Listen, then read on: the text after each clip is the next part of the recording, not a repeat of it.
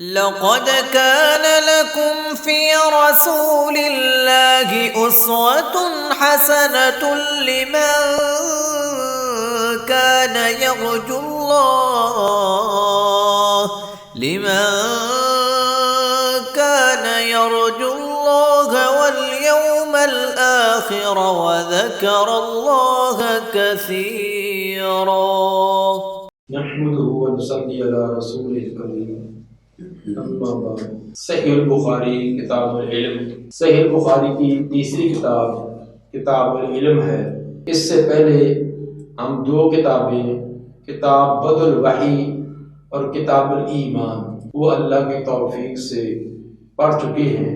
اب تیسری کتاب کتاب العلم کا آغاز ہوتا ہے۔ علم یہ روشنی ہے، جہالت یہ اندھیرا ہے۔ جس طرح روشنی ہو تو ہم چیزوں کی حقیقت کو جانتے ہیں، راستہ متعین کر لیتے ہیں، راستے کی صحیح سمت متعین کر کے منزل مقصود تک پہنچتے ہیں۔ اگر اندھیرا ہو تو راستہ صحیح معلوم نہیں کر سکتے۔ عین ممکن ہے کہ ہم متضاد راستے میں چلنا شروع کر دیں۔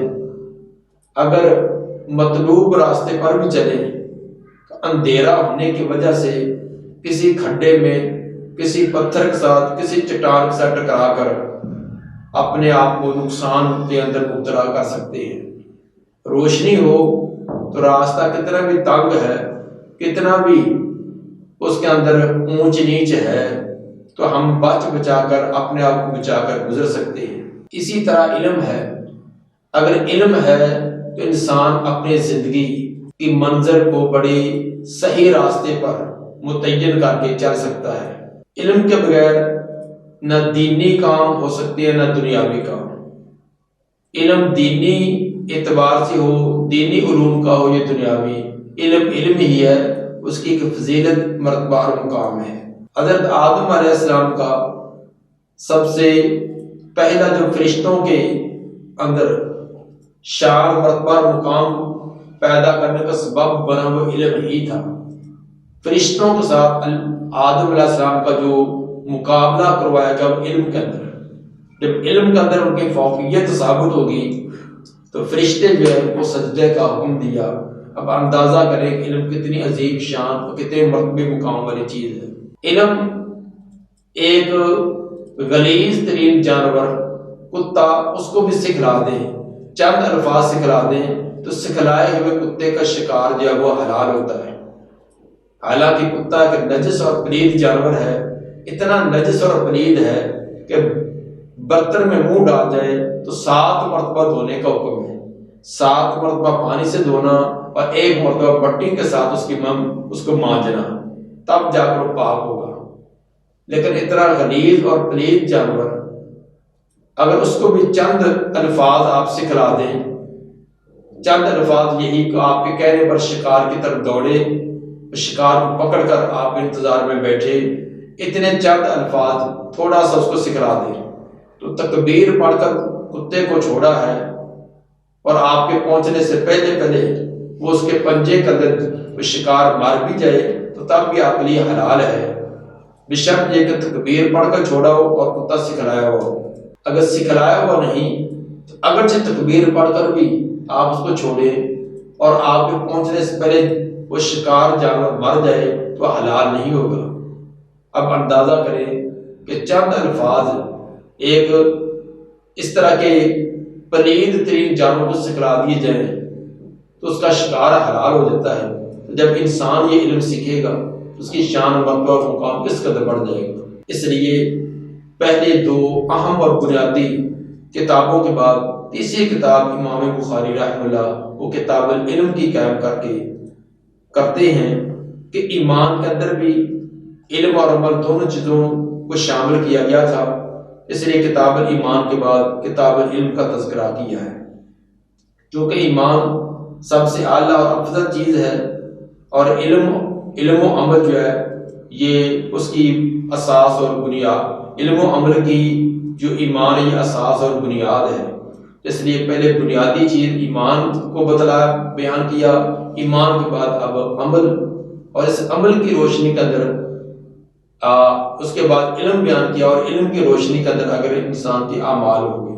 امام بخاری رحمہ اللہ کتاب علم کے اندر بہت سارے ابواب مختلف انداز میں بیان کر کے علم کے بہت سارے پہلوؤں کو انہوں نے اجاگر فرمایا ہے۔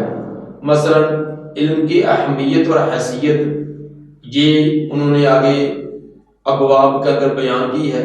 اسی طرح علم حدیث کے آداب، علم کی حدود و شرائط، آداب تحمل حدیث، حدیث کو لینے کے آداب کیا ہیں، اسی طرح حدیث کو ادا کرنے کے جو سیغے اور الفاظ ہیں وہ بھی بیان کیے۔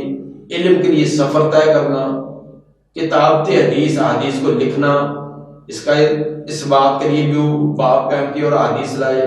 اسی طرح آداب طالب و شیخ، علم حاصل کرنے اور جس سے علم حاصل کیا جائے ان کے آداب، اس طرح فتویٰ اور اس کی شرائط و آداب، ان تمام چیزوں کو امام بخاری نے بڑے اچھے انداز میں ان کو بیان کیا ہے۔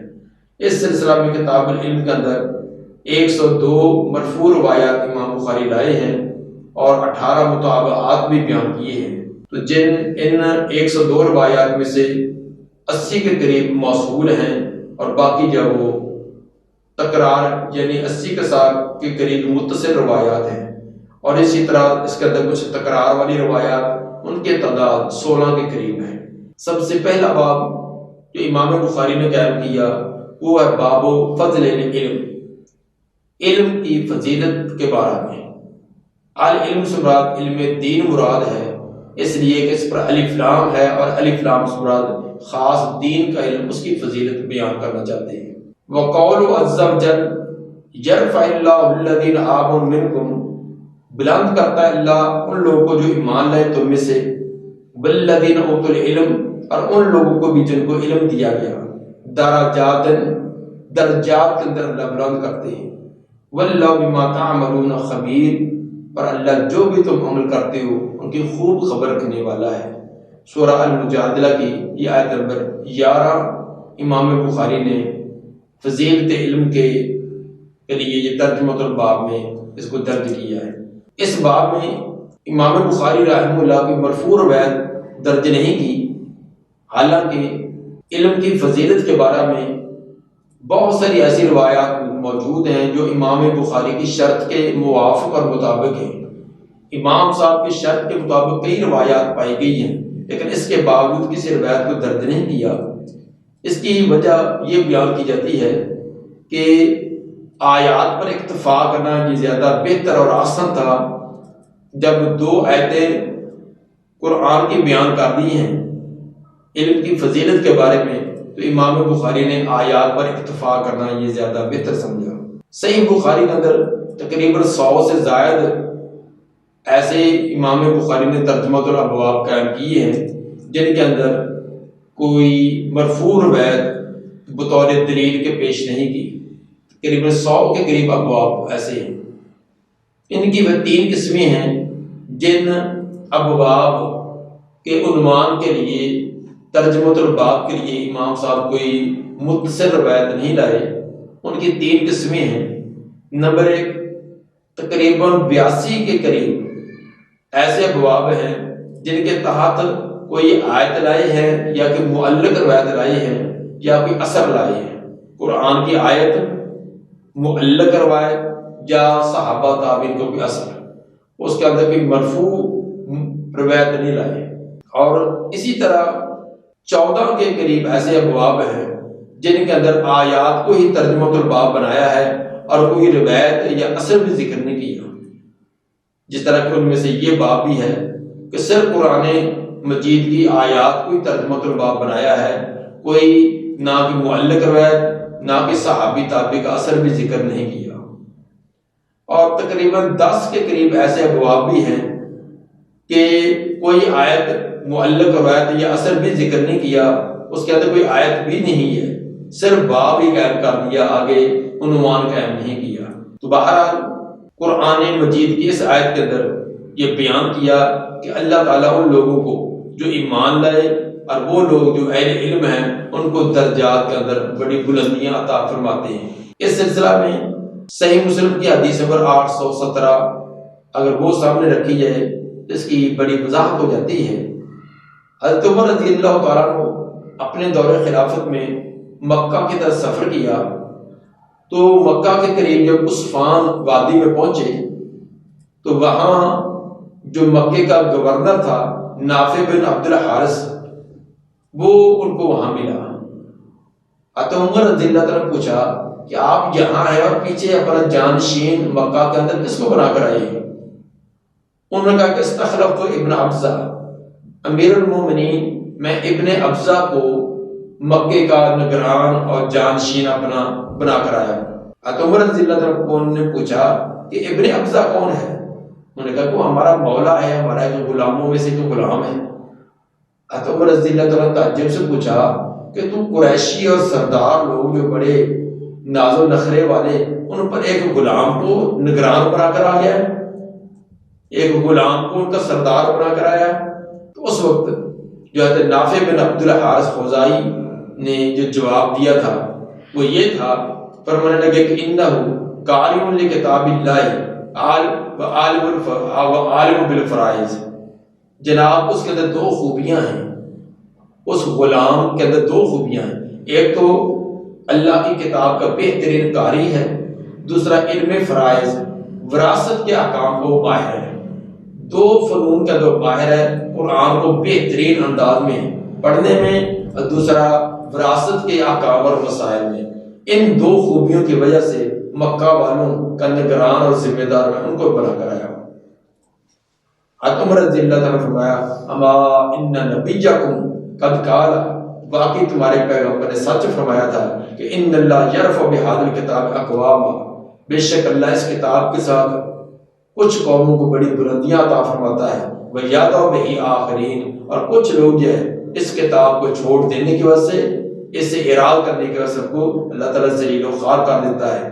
تو اب دیکھیے کہ کس قدر ایک غلام جس نے علم حاصل کیا ہے تو اس کو مکہ والوں کو سردار بنا دیا۔ سورہ انعام کے آیت نمبر 83 میں بھی واقع اللہ نے اسی کی طرح اشارہ کیا کہ نرفع درجات من نشاء، ہم جس کے چاہتے ہیں درجات بلند کر دیتے ہیں، اور ان میں سے ایک بڑا سبب جو ہے وہ علم بنتا ہے۔ دوسری آیت جو امام بخاری باب میں لائے ہیں وہ ہے اللہ تعالیٰ کا فرمان رب زدنی علما۔ نبی صلی اللہ علیہ وآلہ وسلم کو بھی جس دعا کی تلقین کی گئی ہے وہ رب زدنی علما، یا اللہ میرے علم کے اندر اور اضافہ فرما دیجیے۔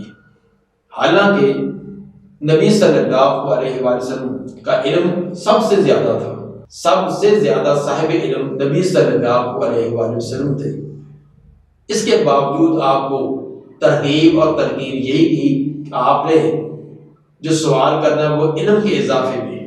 تو علم ایک ایسی چیز ہے کہ انسان کو آخری دم تک اس کی سرابی نہیں ہوتی۔ دیکھیے کہ نبی صلی اللہ علیہ وآلہ وسلم کو اور بھی بہت ساری حاجات تھیں، آپ کی نورینہ اولاد نہیں تھی، اولاد جو تھی چھوٹی عمر میں فوت ہوگی، ہر انسان کی تمنا چاہت ہوتی ہے کہ میری نورینہ اولاد ہو۔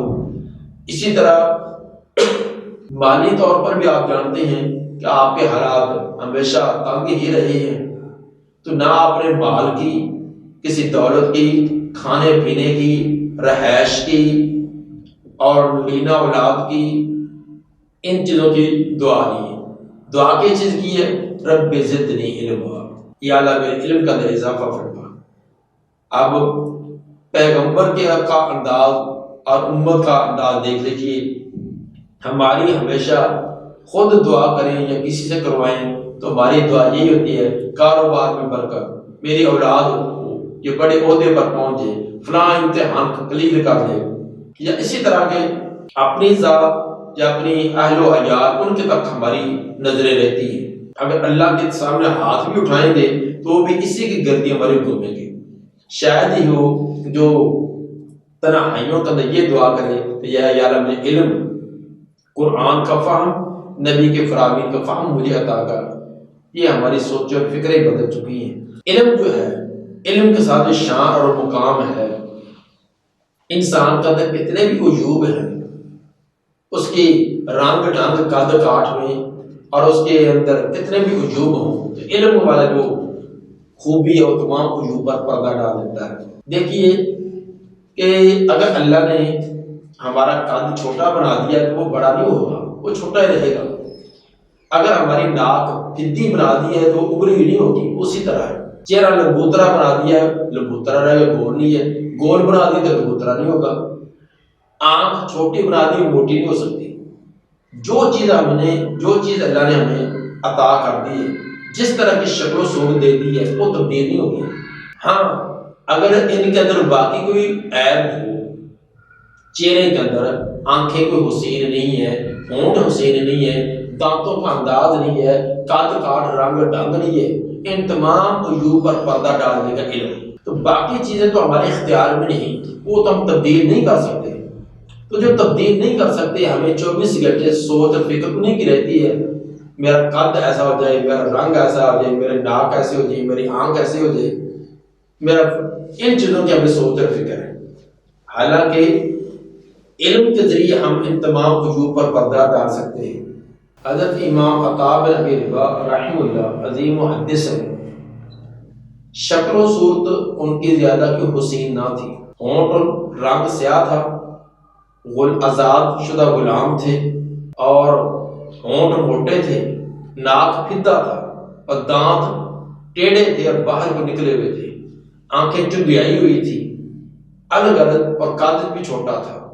الغرض شکل و صورت کے اعتبار سے ان کا کوئی عضو بھی ایسا نہیں تھا جن کو حسین کہا جائے، لیکن جب وہ مجلس میں بیٹھتے، جب وہ گفتگو فرماتے، تو بڑے بڑے وقت کے بادشاہ اور وزراء اور بڑے بڑے حسین ان کے پاؤں میں بیٹھے ہوتے، اور وہ کرسی پر بیٹھے ہوتے، اور ان کو زبان سے نکلتے ہوئے الفاظ کو دیکھنے کے لیے ترس رہے ہوتے۔ دیکھیے علم کی وجہ سے اب نہ ان کے موٹے ہونٹوں کو دیکھتا، نہ ان کے ٹیڑھے دانتوں کو دیکھتا، نہ ان کے پھدی ناک کو دیکھتا، نہ ان کے رنگ کو دیکھتا، ان کے حسن اور تمام چیزوں کے اندر جو حسن پیدا ہو چکا وہ علم کی وجہ سے ہے۔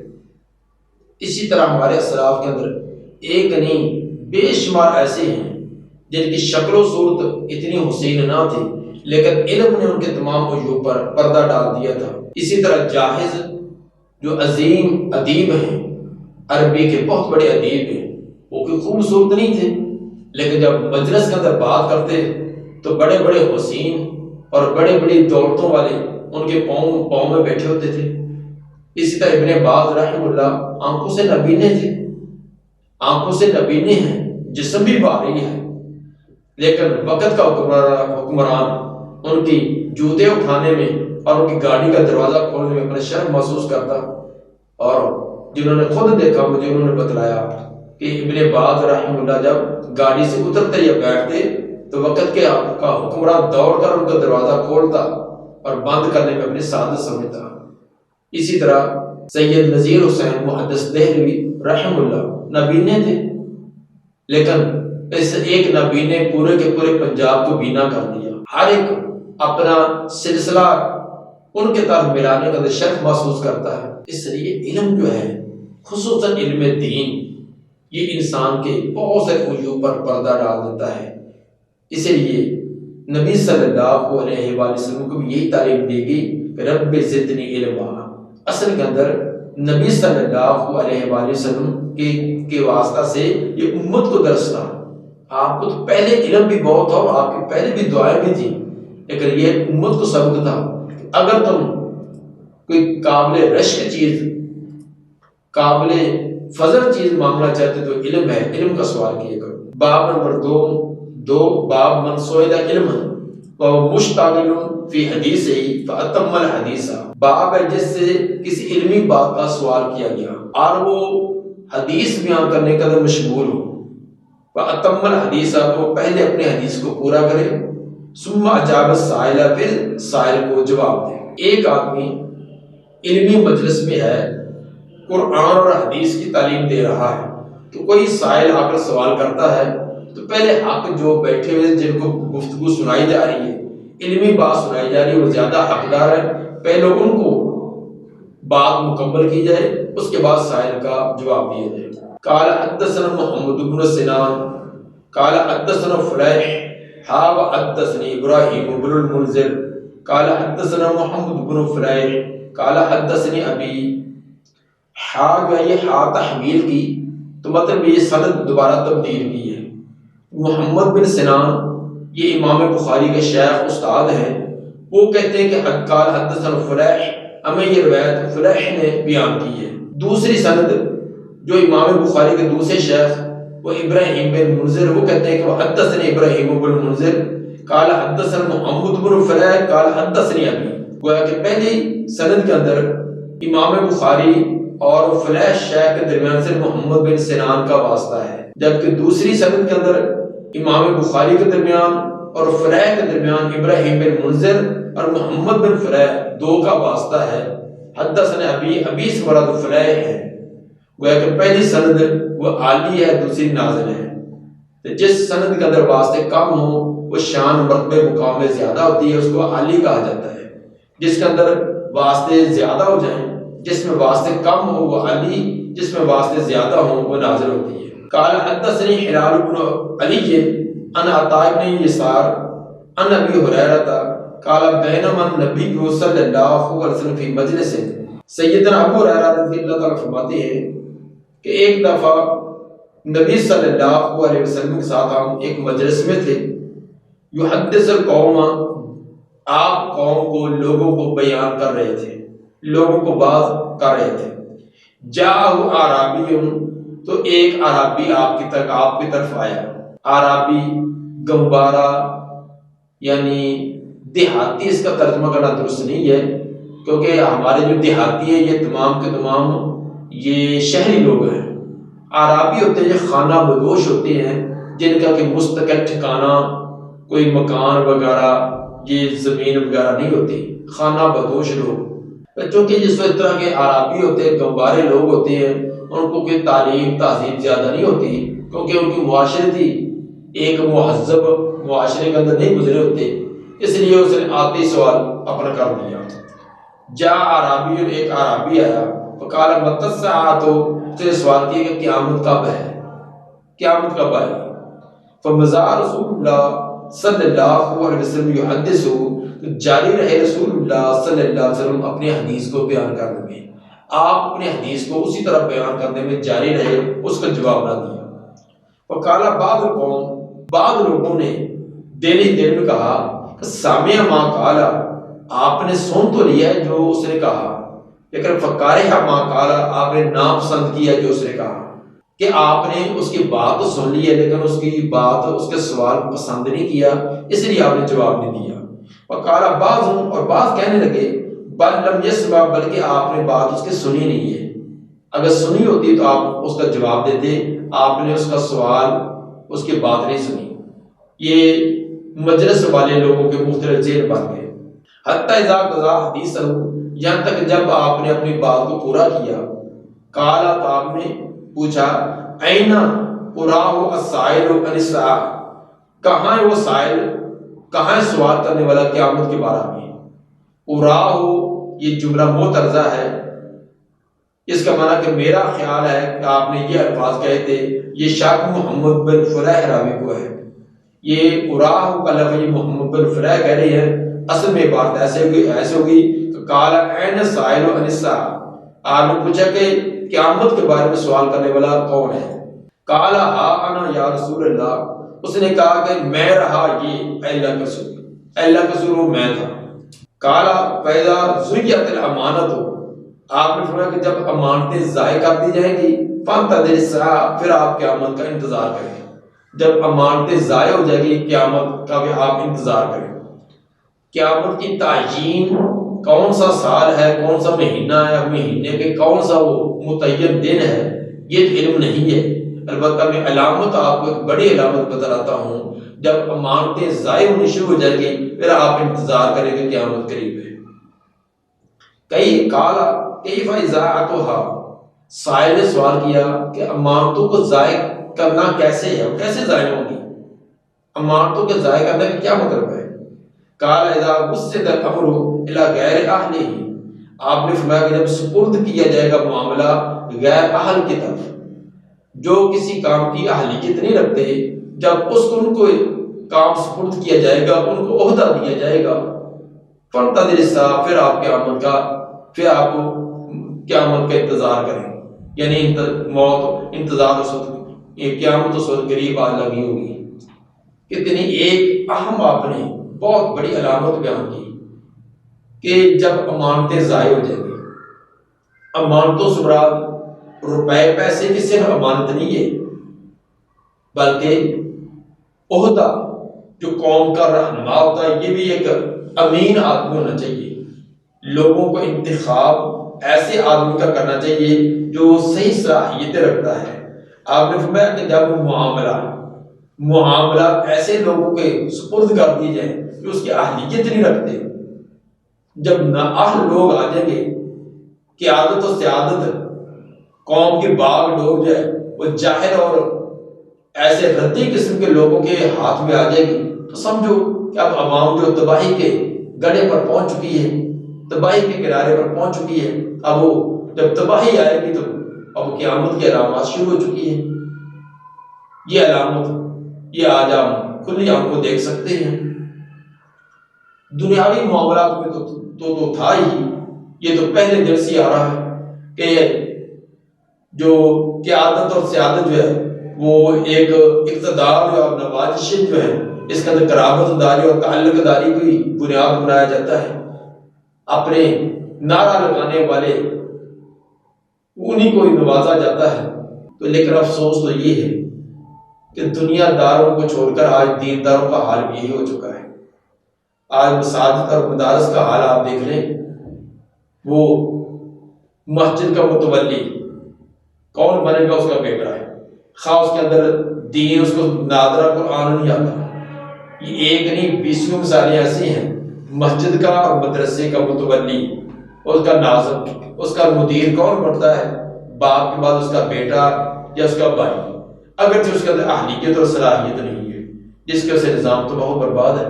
ایک ہمارا ساتھی شاگرد ہے، وہ ایک جگہ جمعے کی ٹرائی دینے کے لیے گیا، جمعہ پڑھایا، تو جمعے کے بعد انتظامیہ کے 4-5 آدمی آ کر بیٹھ گئے جنہوں نے اس کا انٹرویو کرنا تھا۔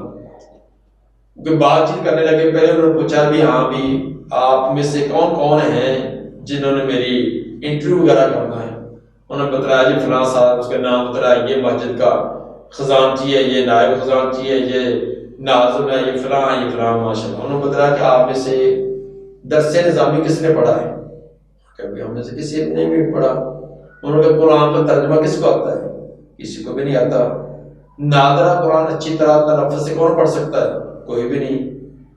انہوں نے کہا کہ یہ کتنا بڑا ظلم ہے کہ کسی ٹیچر کا انٹرویو لیتا ہے کہ جو ماہر قسم کے اہل علم ہوتے ہیں، ڈاکٹر کے شعبے کے اندر جو ماہر ڈاکٹر ہوتے ہیں وہ انٹرویو لیتے ہیں، اور اسی طرح جس شعبے کے اندر بھی کسی کو بھرتی کرنا ہے، داخل کرنا ہے، جو اس فن کے اس کے اندر ماہر ہوتے ہیں وہ انٹرویو کرتے ہیں۔ تو تم ایک عالم دین کا اور خطیب کا انٹرویو کرنے کے لیے وہ بیٹھے ہو کہ جن کو نادرہ قرآن بھی ٹھیک نہیں آتا۔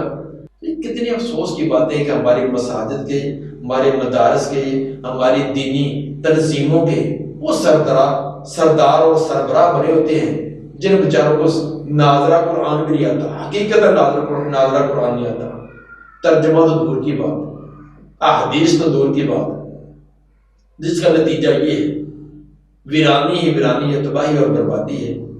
اس لیے نبی صلی اللہ علیہ وآلہ وسلم نے جو بیان فرمایا کہ جب امانتوں کو ضائع کر دیا جائے گا اس وقت قیامت کا انتظار کریں، اور امانتوں کو ضائع کرنے کی ایک بڑی علامت کہ جو جن کا اہلیت نہیں ہے، غیر اہل لوگوں کو کوئی معاملہ کام سپرد کر دینا۔